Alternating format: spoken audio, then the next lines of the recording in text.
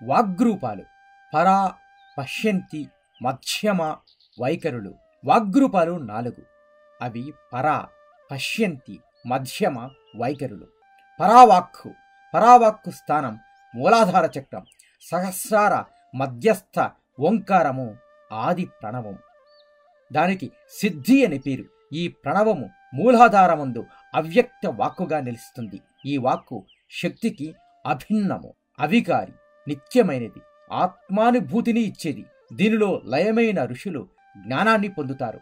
ఇందులో లయమైన ఎవరినైనను అపార జ్ఞానాన్ని పొందుతారు. వారు ఋషులే. పరావాక్కు యొక్క విభిన్న రూపాలే పశ్యంతి, మధ్యమ, వైఖరులు.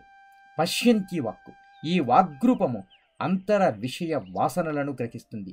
యోగులకు, జ్ఞానులకు విద్యుత్ రూపంలో దర్శనము ఇస్తుంది. త్రికాల జ్ఞానాన్ని కలిగిస్తుంది. ఈ వాక్కు చిత్తములో కల విషయ వాసనలను గ్రహిస్తుంది.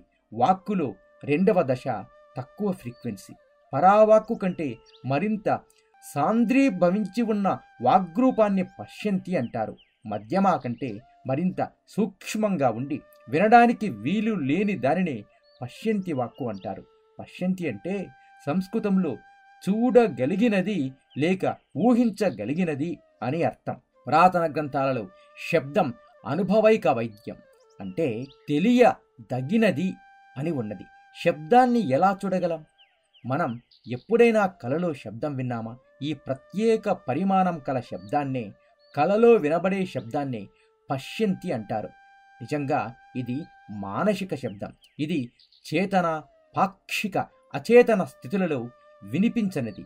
అది ఉపచేతన, సబ్ కాన్షియస్ శబ్దం. అది మన మానసిక నాణ్యతకు చెందిందే కానీ పంచేంద్రియ నాణ్యతలకు అంటే నాలుకా గొంతు నోరుల నాణ్యతలకు అందనిది. మనం రామ రామ అంటూ ఉంటే అది వైఖరీనాదం. మనం మన కళ్ళు నోరులను మూసుకుని ఆ నామాన్ని మానసికంగా ఉచ్చరిస్తే అది మానసికంగా రంగు రూపాలను అంతరిక్ష లోచనంతో దర్శించడమే పశ్యంతి వాక్కు.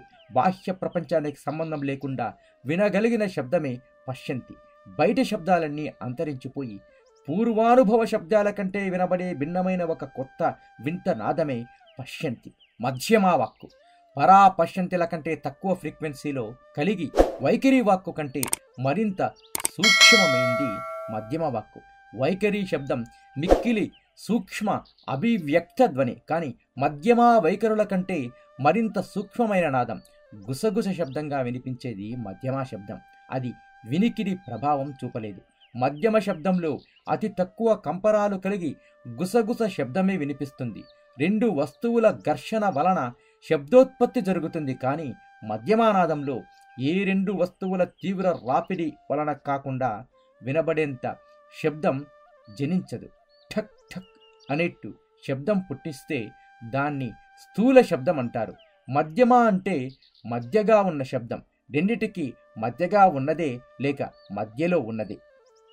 2 వస్తువుల ఘర్షణ వలన శబ్దోత్పత్తి జరుగుతుంది కానీ మధ్యమానాదంలో ఏ 2 వస్తువుల తీవ్ర రాపిడి వలన కాకుండా వినబడేటంత శబ్దము జనించదు. ఠక్ ఠక్ అనేట్టు శబ్దం పుట్టిస్తే దాని స్థూల శబ్దం అంటారు. మధ్యమ అంటే మధ్యగా ఉన్న శబ్దం. రెండిటికీ మధ్యగా ఉన్నదే లేక మధ్యలో ఉన్నదే. మధ్యమా శబ్దమే గుసగుసలా వినిపిస్తుంది. ఇది ఆకాశంలో సంచారం చేస్తూ ఉంటుంది. నిరంతర జపశీలుర పరిణతుల స్థాయిని బట్టి ఇది ఆకాశంలో వ్యాప్తి చెందుతుంది.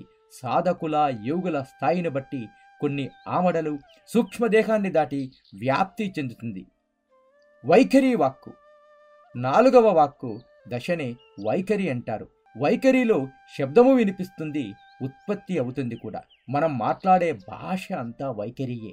వైఖరి వాక్కు కఠినంగా ఉంటుంది, కఠోరంగా కూడా ఉంటుంది. 2 వస్తువుల ఘర్షణ వలన వైఖరి శబ్దోత్పత్తి జరుగుతుంది. వీటి ఫ్రీక్వెన్సీలు ఒక నిర్దిష్ట పరిమితిలో ఉంటాయి.